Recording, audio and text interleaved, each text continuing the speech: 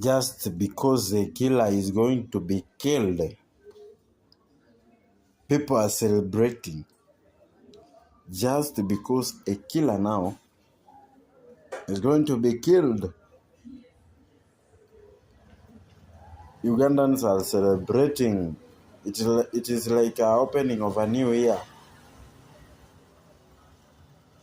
Anyway, sasa think of mbele ya Mungu kuua ni kama kuiba.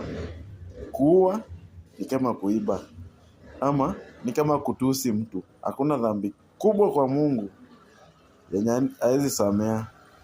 Hata kuua anasamea. That's why I love God. The biggest friend who cannot escalate when you are in trouble. Shetani anakuweka kwa trouble, afu anapotea na kuacha kwa trouble. Akili mtu wangu.